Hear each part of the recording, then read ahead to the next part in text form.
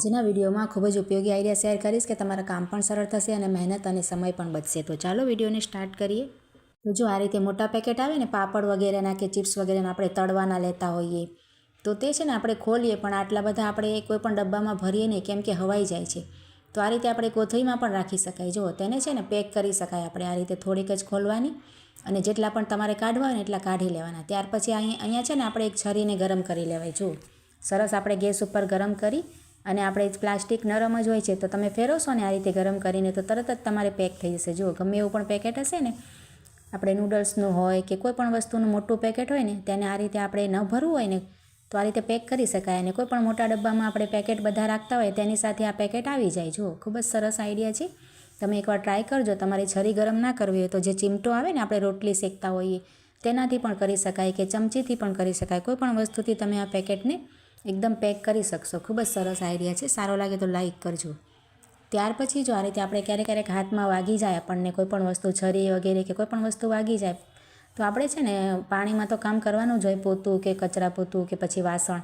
તો તેના માટે શું કરે, આપણે એક ફુગ્ગો લઈ લેવાનો. જો આ રીતે, અને તમે જે પટ્ટી હશે ને, બેન્ડેડ પટ્ટી તમે લગાવી હશે કે કોઈ પણ પટ્ટી આ રીતની લગાવી હશે ને તો તેનાથી તમને બે ફાયદા થશે. તમને દુખાવો પણ નહીં થાય. જો આ રીતે એમાં હવા ભરાઈ જાય ને ફુગ્ગામાં તો દુખાવો પણ નહીં થાય. અને તમને હું પાણીમાં નાખીને પણ બતાવું છું. તેની અંદર આપણે ટાઈટ થઈ જાય ફુગ્ગાથી તો શું થશે કે એની અંદર પાણી પણ નહીં જાય. તમારી બેન્ડેડ પટ્ટી કે કોઈ પણ પટ્ટી કપડાની પણ હશે ને તો પલળશે નહીં. જુઓ તમે કોઈ પણ કામ સરળતાથી કરી શકશો. હાથ ધોઈ શકો કે મોઢું ધોઈ શકો, કોઈ પણ વસ્તુ તેમાં પાણી નહીં જાય. જો આપણે આ રીતે ખોલીને તમને બતાવું છું. મેં અહીંયા કાપડની પટ્ટી બાંધી છે તો જો અહીંયા કોરી તમને દેખાય છે ને એનું રિઝલ્ટ જુઓ, ખૂબ જ સરસ છે. એકવાર આઈડિયા ટ્રાય કરજો. ત્યાર પછી જો આ રીતે આપણે છે ને નેપકિન આપણે કિચનમાં રાખતા હોય ને નાના હાથ લૂછવાના, તેને તમને ઘડી કરવાની ખૂબ જ સરસ ટિપ્સ બતાવું છું. તેનાથી તમારે જે કબાટના આપણે ખાના હોય ને તેમાં પણ સરસ આપણે આવી જાય. જો આ રીતે કરવાનું, નાના નેપકિનને આ રીતે પહેલાં ફોલ્ડ કરવાનું અને ત્યાર પછી છે ને અહીંયાથી ફોલ્ડ કરવાનું.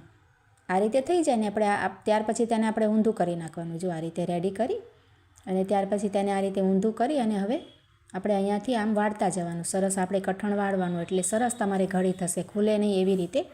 અને ખૂબ જ નાની જગ્યામાં તમારે કદાચ જે ચમચીની સ્ટેન્ડ આવે છે ને તેમાં પણ આવી જાય એ રીતની ઘડી તમને આ બતાવું છું. જુઓ આ રીતે વળાઈ જાય ને ત્યાર પછી તેનો ઉપરનો છેડે આપણે છે ને અંદર આપણે આ જગ્યા છે ને તેની અંદર નાખી દેવાનું. તો ખૂબ જ સરસ ડિઝાઇન પણ આવશે અને આપણે રાખેલું હોય ઓર્ગેનાઇઝ સરસ આપણે રહેશે. જુઓ તમારા ટુવાલ, આ રીતનું ટુવાલ હોય ને નાનું નેપકિન, તેને પણ તમે આ જ રીતે કરી શકો. જો આ રીતે વાળી દેવાનું અને આ રીતે પછી એને વાળવાનું. જુઓ તમે વિડીયોમાં જોશો એટલે તમને સમજાઈ જશે. ત્યાર પછી તેને ઊંધું કરી નાખવાનું.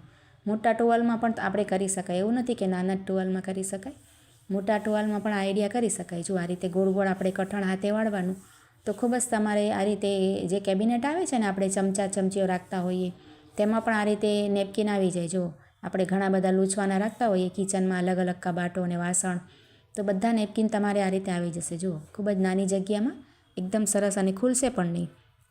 અને આ રીતે રાખેલા હોય તો સારા પણ લાગે. ખૂબ જ સરસ આઈડિયા છે. ટ્રાય કરજો અને સારો લાગે તો લાઇક કમેન્ટ પણ જરૂરથી કરજો. ત્યાર પછી જો આ રીતે આપણે સફરજન છે ને આપણે કટ કરીને તો તરત જ તેનો રંગ બદલાઈ જાય છે, કાળું પડી જાય અને આપણે ખાવાનું મન ના થાય. બાળકોને આપીએ તો તે પણ ના ખાય. તો તેના માટે આપણે શું કરવાનું છે ને, સફરજનને આપણે ધોઈ સરસ અને તેને આપણે જેમ બી કટ તમે કરતા હોય એ રીતે છોલીને કે એમને એમ આપણે છાલ વગર આપણે આ રીતે છે ને કટ કરી લેવાનું. જુઓ ત્યાર પછી છે ને આપણે તેમાં એક ગ્લાસ સાદું પાણી ઉમેરી દેવાનું આ રીતે બાઉલમાં નાખીને, અને ત્યાર પછી મીઠું અડધી ચમચી જેટલું આ રીતે એડ કરી દેવાનું. અહીંયા આપણે સિંધવ મીઠું નાખીએ તો વધારે સરસ. જો આ રીતે મીઠાને સરસ ઓગાળી લેવાનું. તમે સાદું મીઠું પણ એડ કરી શકો. અને મીઠું ઓગળી જાય ત્યાર પછી તેમાં જ આપણે આ પાણીમાં 2-3 મિનિટ સફરજનને રાખી મૂકવાના.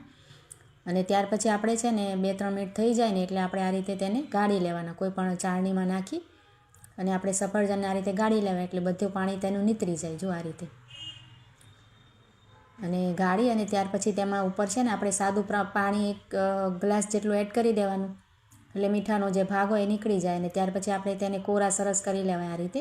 હવે તમે જોશો આ રીતે સફરજન આપણે તે ગમે એટલું રાખશું ને તો પણ કાળો નહીં થાય. આપણે બાળકોને લંચ બોક્સમાં આપી શકાય કે પછી કોઈને ટિફિનમાં પણ આપી શકાય. ખૂબ જ સરસ આઈડિયા છે, જરૂરથી ટ્રાય કરજો. ત્યાર પછી જો આ રીતના આપણે કેસરોલના ડબ્બામાં રોટી રાખતા હોઈએ ને રોટલી, તો થોડાક દિવસ થાય એટલે તેમાં એક અલગ ટાઈપની એકદમ સ્મેલ આવતી હોય છે રોટલીની કે પછી નેપકિનની કે કોઈ પણ સ્મેલ બેસી જાય. તો તેના માટે આપણે ન્યૂઝપેપર આ રીતે લઈ લેવાનું અને તેને આ રીતે તેના વાળી લેવાના કટકા કરીને નાના નાના.